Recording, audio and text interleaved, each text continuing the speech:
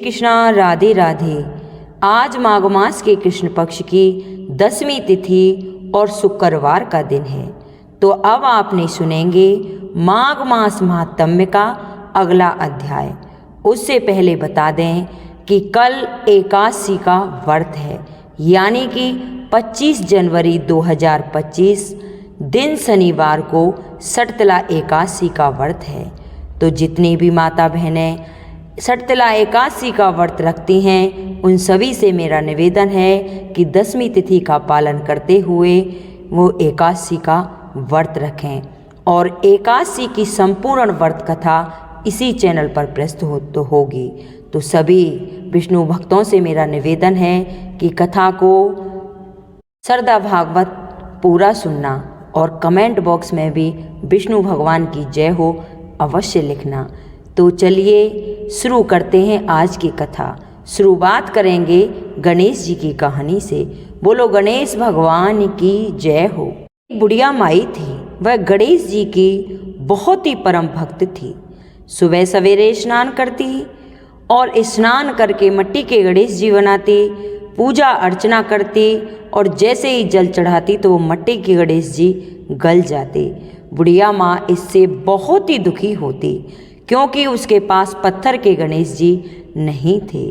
तो मन में विचार किया करती थी कि कौन सा दिन होगा कि मेरे पास पत्थर के गणेश जी होंगे, क्योंकि मैं नहा धोकर स्नान करती हूँ और भगवान की पूजा करती हूँ और जैसे ही जल चढ़ाती हूँ तो ये मिट्टी के गणेश जी गल जाते हैं। तो ऐसे ही सोचते सोचते उसे एक दिन पता चला कि गांव में एक सेठ का बहुत बड़ा मकान बन रहा है और उसमें पत्थर का काम चल रहा है। तो बुढ़िया माँ ने निश्चय किया कि आज जो कुछ होगा देखा जाएगा, लेकिन मैं गणेश जी बनवा कर ही लाऊंगी, क्योंकि सेठ जी के मकान में पत्थर का काम चल रहा है। किसी मजदूर को बोल दूंगी, वही मुझे पत्थर के गणेश जी बना के दे देगा। यही मन में विचार करते हुए बुढ़िया माँ आगे चल देती है।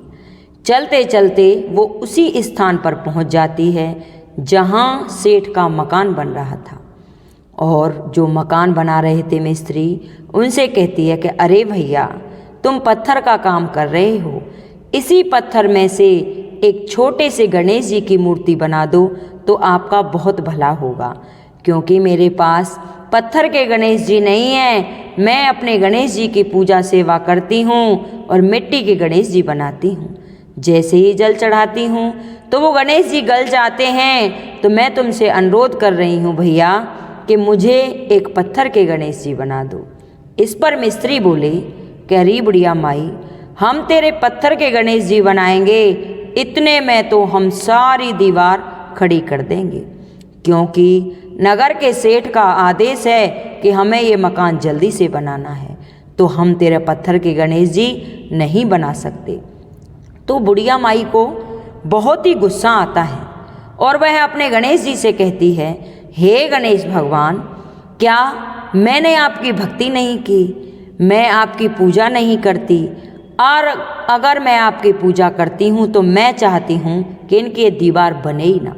यह कहकर बुढ़िया माई और आगे चल दी। अब तो वो मिस्त्री दीवार बनाएं, खड़ी करें और देखें टेढ़ी है, फिर उसको उधेड़ें, फिर दीवार बनाएं, फिर देखें फिर टेढ़ी है, फिर उसको उधेड़ें। सुबह से शाम हो गई, लेकिन वो दीवार नहीं बनी। जब शाम को सेठ जी आए तो उन्होंने पूछा कि अरे भैया, सुबह से क्या किया है, तुमसे दीवार भी नहीं बनी? तो वह कहने लगे कि हम तो सुबह से इसी दीवार में लग रहे हैं, कभी इसको बनाते हैं, कभी इसको उधेड़ते हैं, लेकिन ये दीवार टेढ़ी हो जाती है और ये सीधी नहीं हो रही। तो नगर का जो सेठ था वो कहता है कि ऐसा क्या हुआ? तो उनमें से एक मिस्त्री कहता है कि एक बुढ़िया माई आई थी और वो हमसे कहने लगी कि हमारे लिए पत्थर के गणेश जी बना दो। हमने उनसे मना कर दिया, तब से वो बुढ़िया माई गई है, तभी से इसी दीवार में लग रहे हैं। तो सेठ जी कहते हैं कि बुढ़िया माई थी कहाँ की? कि इसी गांव की, कि जाओ उसे बुला कर लाओ। तो बुढ़िया माई को बुलाने के लिए और वो मजदूर जाते हैं। जैसे ही पहुंचते हैं तो बुढ़िया माई उनके साथ आ जाती है। और जो सेठ था वो बुढ़िया माई से कहता है, अरे बुढ़िया माई, तू अपने गणेश जी से कह दे इस दीवार को ठीक करवा दे तो तेरा भला होगा। बुढ़िया माई कहती है, मैंने इनसे क्या कहा था, यही तो कहा था कि मेरे पास पत्थर के गणेश जी नहीं हैं, पत्थर के गणेश जी बनवा दो, और इन्होंने मना कर दिया। तो सेठ कहता है कि तू पत्थर की बात कर रही है, मैं तेरे लिए सोने के गणेश जी बनवा के दूंगा, लेकिन तू अपने गणेश जी से कह दे कि ये दीवार ठीक हो जाए। तो बुढ़िया माई कहती है कि जब पत्थर के गणेश जी बनवाने को कहा था तो इन्होंने मना कर दिया, अब तू सोने के कहाँ से बनवा के देगा, इसलिए मुझसे कुछ मत कह। तो जो साहूकार था, सेठ था, वो कहता है कि मैं वचन भर के कहता हूँ, सौगंध खाता हूँ कि मैं तुझे सोने के गणेश जी बनवा के दूंगा। तू अपने गणेश जी से कह के और इस दीवार को ठीक करवा दे, क्योंकि मुझे ये मकान जल्दी से जल्दी बनाना है। बुढ़िया माई थोड़ी देर के लिए अपनी आंखें बंद कर लेती है और गणेश भगवान से कहती है, हे गणेश जी, आपने जो कुछ भी किया सब ठीक था, लेकिन अब मैं चाहती हूँ कि इसकी दीवार ठीक हो जाए।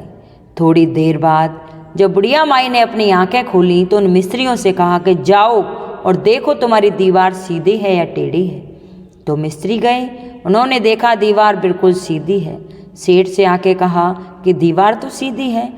तो फिर उस सेठ ने उस बुढ़िया माई को सोने के गणेश जी बनवा के दिए और फिर उस गांव में गणेश भगवान का मंदिर बनवाया और वहाँ मूर्ति स्थापना की और सारे नगर में ढिंढोरा पिटवाया कि जैसे गणेश भगवान ने इस बुढ़िया माई की सुनी है, आप भी पूजा सेवा करो तो गणेश भगवान सबकी मनोकामना पूर्ण करेंगे।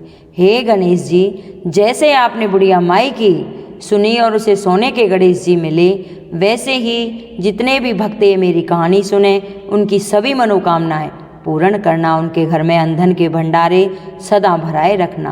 बोलिए गणेश भगवान की जय। सुनेंगे माघ महात्म्य। आज की कथा है माघ मास स्नान का पुण्य फल। बहुत ही सुंदर कहानी है। महाराज दिलीप ने महर्षि वशिष्ठ से अति आदर पूर्वक कहा, हे महर्षि, मुझे माघ मास के स्नान के विषय में विस्तार पूर्वक बताएं, मेरी जिज्ञासा शांत करिए। तब सूत जी बोले, महाराज दिलीप की उत्कंठा शांत करते हुए वशिष्ठ जी बोले, हे राजन, वेदों में जल को नारायण देवता स्वरूप माना जाता है। समस्त ग्रहों में सूर्य देव सर्वोत्तम हैं। इसी प्रकार माघ मास सर्वोत्तम पवित्र मास है। माघ मास में सूर्य मकर राशि पर स्थित रहता है, अतः उस शुभ योग में जल में स्नान करना अति पुण्यदायक है। यदि इस योग में कोई दरिद्र अथवा निर्धन व्यक्ति 3 दिन भी स्नान कर ले तो उसकी निर्धनता सदा के लिए समाप्त हो जाती है। यदि निर्धन व्यक्ति कुछ दान भी दे दे तो अति उत्तम है। संपन्न व्यक्ति माघ मास में 3 दिन पवित्र नदी में स्नान कर ले तो अवश्य ही दीर्घायु को प्राप्त होता है। माघ मास की समस्त तिथियां मोक्षदायिनी होती हैं।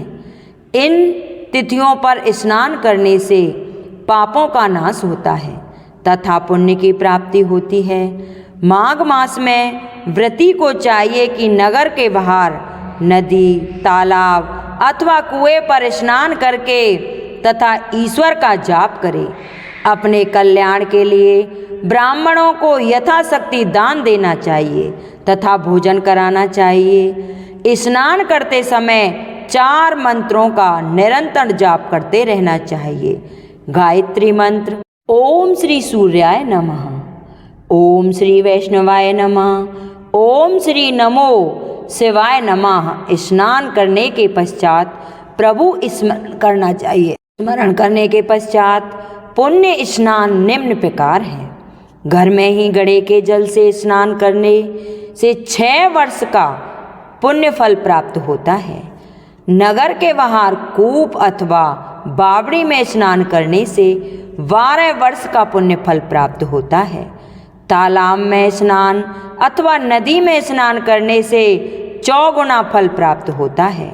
देव सरोवरों तथा महानदियों में स्नान करने से 100 गुना फल मिलता है।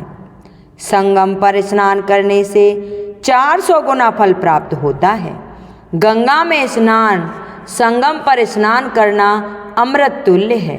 माघ में तमाम देवी देवता अत्यंत प्रसन्न रूप से त्रिवेणी को आते हैं। कथन है कि कांचन मालिनी ने अपने 3 दिवस मात्र को माघ मास का स्नान पुण्य प्राप्त कर राक्षसों को प्रदान कर दिया था तथा उसके पापों से मुक्त कराकर स्वर्गारोपण कराया था। सहस्रार्जुन ने प्रश्न किया कि कांचन मालिनी कौन थी तथा वह राक्षस कौन था, कृपया करके मुझे विस्तार पूर्वक बतलाइए। विष्णु भगवान की जय। आज शुक्रवार का दिन है, तो अब सुनेंगे शुक्रवार के दिन संतोषी माता की कथा। सभी माता बहनों से अनुरोध है कि कमेंट बॉक्स में संतोषी माता की जय हो, गणेश भगवान की जय हो, विष्णु भगवान की जय हो अवश्य लिखें। बोलो संतोषी माता की जय हो। एक बुढ़िया थी, उसके 7 बेटे थे। 6 कमाने वाले थे जबकि एक निकम्मा था। बुढ़िया माई 6 बेटों की रसोई बनाती, भोजन कराती और उनसे जो जूठन बचती वह 7वें को दे देती। एक दिन वह पत्नी से बोला, देखो मेरी माँ को मुझ पर कितना प्रेम है। तो उसकी पत्नी बोली, क्यों नहीं, सबका झूठा जो तुमको खिलाती है। तो उसका पति बोला, ऐसा नहीं हो सकता, मैं जब तक अपनी आँखों से ना देख लूँ मान नहीं सकता। बहू हंसकर बोली, देख लोगे तब तो मानोगे। कुछ दिनों बाद घर में त्योहार आया। घर में 7 प्रकार के भोजन और चूरमे के लड्डू बने। वह जांचने को सिर दुखने का बहाना बनाकर पतला वस्त्र सिर पर ओढ़े रसोई घर में सो गया। वह कपड़े से सब कुछ देखता रहा। 6 भाई भोजन करने आए। उसने देखा माँ ने उनके लिए सुंदर सुंदर आसन बिछा कर नाना प्रकार की रसोई परोसी और आग्रह करके उन्हें जिमाया। वह सब कुछ देखता रहा। जब 6 भाई भोजन करके उठे तब माँ ने उनकी झूठी थालियों में से लड्डुओं के टुकड़े इकट्ठे कर उसका एक लड्डू बनाया। जूठन साफ कर बुढ़िया माई ने उसे पुकारा, बेटा तेरे 6 भाई भोजन करके चले गए, अब तू ही बाकी है, उठ तू कब खाएगा। वह कहने लगा, माँ मुझे भोजन नहीं करना, अब मैं परदेश जा रहा हूँ। माँ ने कहा, कल जाता है तो आज ही चला जा। वह बोला, हाँ आज ही जा रहा हूँ। यह कहकर वह घर से निकल गया। चलते समय उसे अपनी पत्नी की याद आई। वह गौशाला में कंडे उपले थाप रही थी। वहाँ जाकर बोला, हम जावें परदेश को, आवेंगे कुछ काल, तुम रहियो संतोष से धर्म आपनो पाल। तो उसकी पत्नी बोली, जाओ पिया आनंद से, हमरो सोच हटाए, राम भरोसे हम रहें, ईश्वर तुम्हें सहाय। 2 निशानी आपनी देख धरु में धीर, सुध मत हमरी विसारियो, रखियो मन गंभीर। वह बोला, मेरे पास तो कुछ नहीं, यह अंगूठी है, सो ले लो और अपनी कुछ निशानी मुझे दे दो। तो वह बोली, मेरे पास क्या है, यह गोबर भरा हाथ है।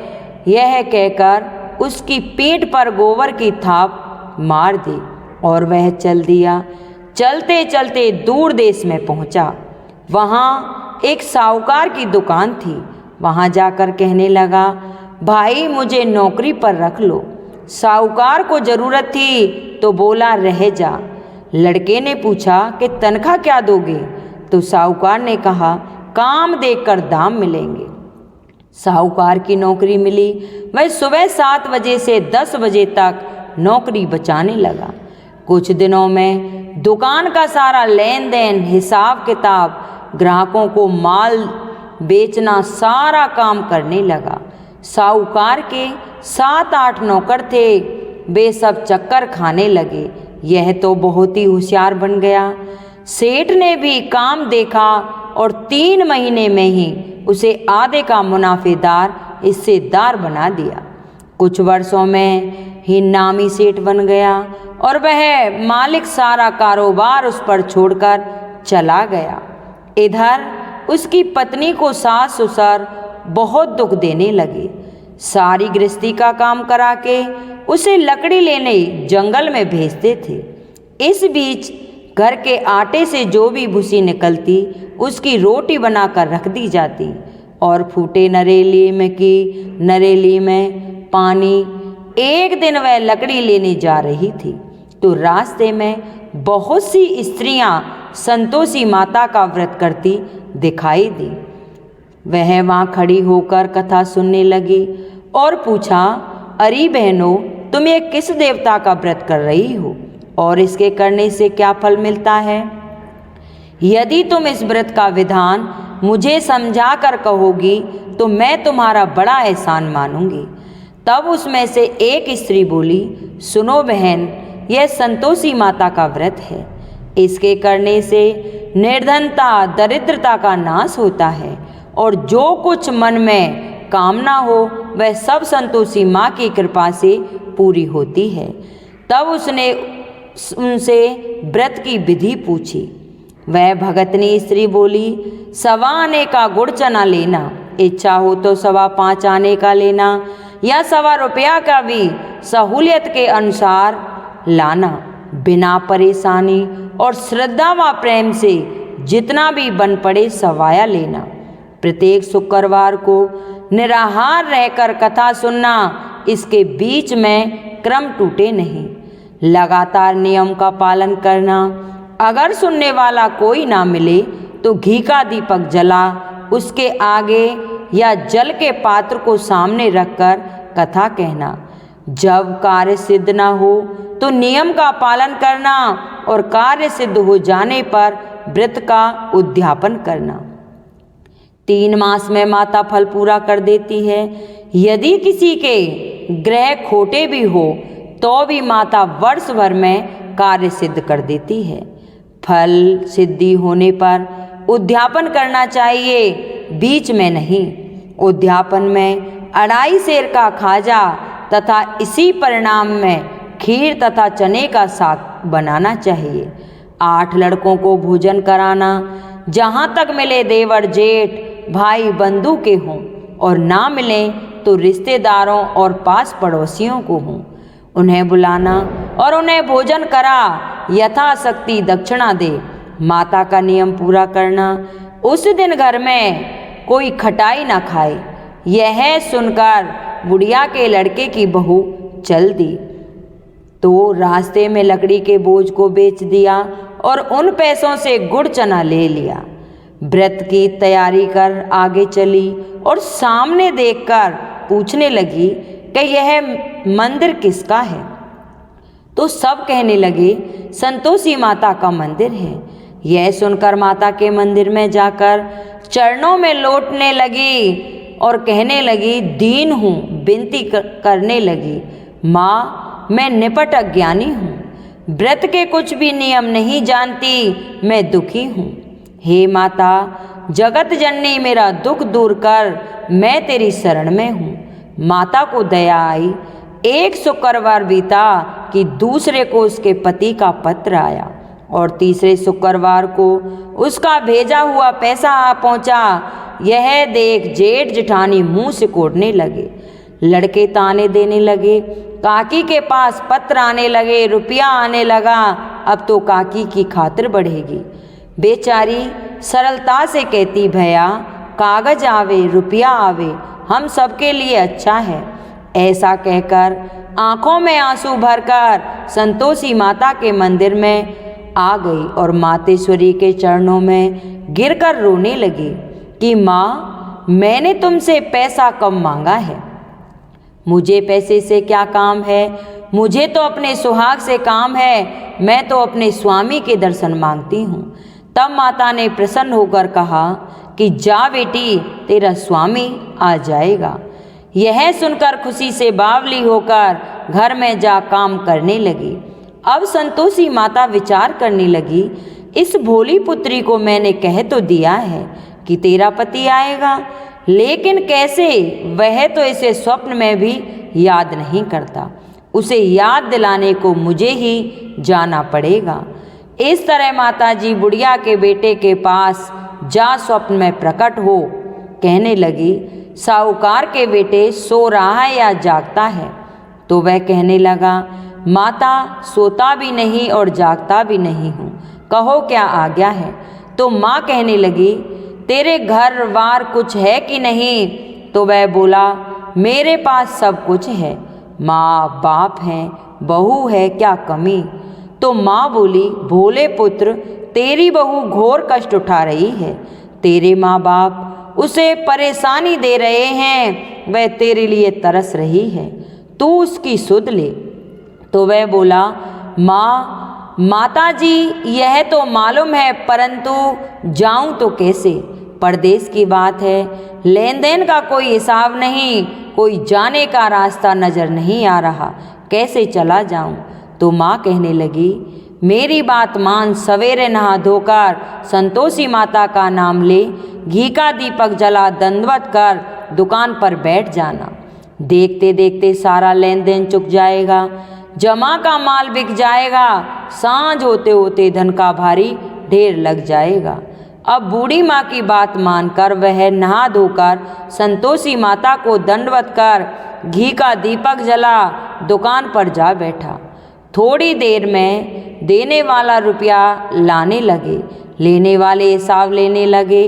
कोठे में भरे सामान के खरीदार नगद दाम में सौदा करने लगे। शाम तक धन का भारी ढेर लग गया। मन में माता का नाम ले चमत्कार देख प्रसन्न हो घर के जाने के वास्ते गहना कपड़ा सामान खरीदने लगा। यह काम से निपटा, तुरंत घर को रवाना हुआ। उधर उसकी पत्नी जंगल में लकड़ी लेने जाती है। लौटते वक्त माताजी के मंदिर में विश्राम करती है। वह तो उसके प्रतिदिन रुकने का जो स्थान ठहरा, तो उसे धूल उड़ती देख वह माता से पूछती है, हे माता, यह धूल कैसी उड़ रही है? तो माता कहती है, हे पुत्री, तेरा पति आ रहा है। अब तू ऐसा कर, लकड़ियों के 3 बोझ बना ले, एक नदी के किनारे रख और दूसरा मेरे मंदिर पर व तीसरा अपने सिर पर। तेरा पति को लकड़ियों का गट्ठर देख मोह पैदा होगा, वह यहाँ रुकेगा, नाश्ता पानी खा पी कर माँ से मिलने जाएगा। तब तू लकड़ियों का बोझ उठाकर जाना और चौक में गट्ठर डालकर जोर से आवाज़ लगाना, लो सासू जी लकड़ियों का गट्ठर लो, भूसी की रोटी दो, नारियल के खोपड़े में पानी दो, आज मेहमान कौन आया है। तो माता जी से बहुत अच्छा कहकर वह प्रसन्न मन से लकड़ियों के 3 गट्ठर बनाए, एक नदी के किनारे पर और एक माता जी के मंदिर पर रखा। इतने में एक मुसाफिर आ पहुंचा। सूखी लकड़ी देख उसकी इच्छा उत्पन्न हुई कि हम यहीं पर विश्राम करें और भोजन बनाकर खा पी कर गाँव जाएंगे। इसी तरह रुककर भोजन बना, विश्राम करके गांव को गया, सबसे प्रेम से मिला। उसी समय सिर पर लकड़ियों का गट्ठर लिए वह उतावली सी आती है। लकड़ियों का भारी बोझ आंगन में डालकर जोर से 3 आवाज़ देती है, लो सासू जी लकड़ियों का गट्ठर लो, भूसी की रोटी दो, नारियल के खोपड़े में पानी दो, आज मेहमान कौन आया है। यह सुनकर उसकी सास बाहर आकर अपने दिए हुए कष्टों को भुलाते हुए कहती है, बहू ऐसा क्यों कहती है? तेरा मालिक ही तो आया है, आ बैठ, मीठा भात खा, भोजन कर, कपड़े गहने पहन। उसकी आवाज़ सुनकर उसका पति बाहर आता है। अंगूठी को देखकर व्याकुल होता है। माँ से पूछता है, माँ यह कौन है? माँ बोली, बेटा यह तेरी बहू है। जब से तू गया है तब से सारे गांव में भटकती फिरती है, घर का कामकाज कुछ करती नहीं, 4 पहर आकर खा जाती है। तो वह बोला, ठीक है माँ, मैंने इसे भी देखा है और तुम्हें भी देखा है।